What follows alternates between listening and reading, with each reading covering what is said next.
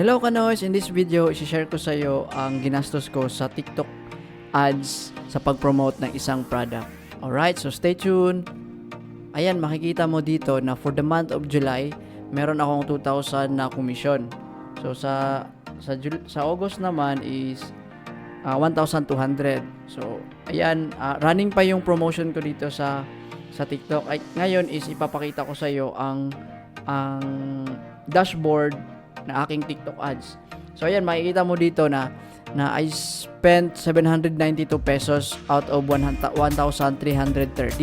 So nag-invest ako ng 1,330 para sa product purchase na objective. So ayan, makikita mo dito na merong video views na 20,000 and product purchase and amount spent is 792. So tap natin to.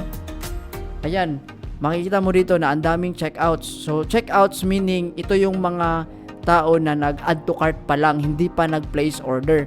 So basta ikaw ang last click or ako ang last click nila, after how many days nag-place order sila, sa akin pa rin yung commission na mapupunta. Ang commission is sa aking account. So pag nag-click sila ng ibang affiliate tapos same product sa ibang affiliate, yun mapupunta.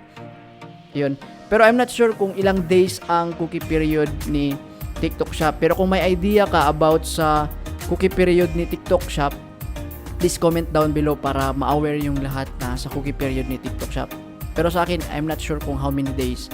So ayan, sa total value is 2,121. Since ang product na to guys is 20% ang commission. So 2,1 times 0.20% is meron akong 438 na commission sa 17 orders. If ang checkouts is 50% conversion siya, tapos sa 80, so 80, 40%, 50% is 40, and then yung product is, ito yung sa potential value, i-divide na lang natin siya sa 2 para mas madaling i-compute. So divide 2, ayan, 4,641.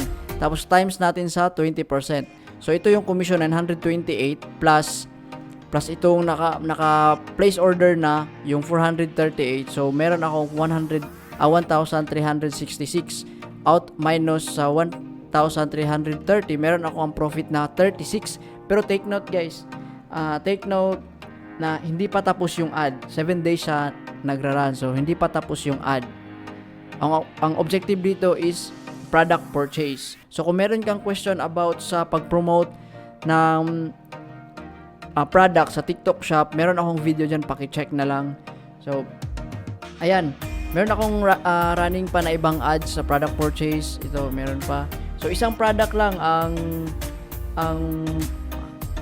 high cost dito or high spending. Ayan, dito 1,350 100 lang days ba?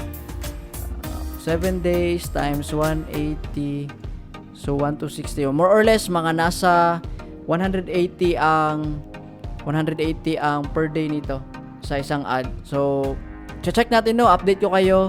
Update kita sa upcoming days pag natapos na tong ad, kung kumusta ba, worth it ba ang TikTok Shop, or worth it ba ang TikTok ad sa TikTok Shop natin, sa pinopromote natin as affiliate. So take note guys, this is TikTok Shop affiliate marketing ha.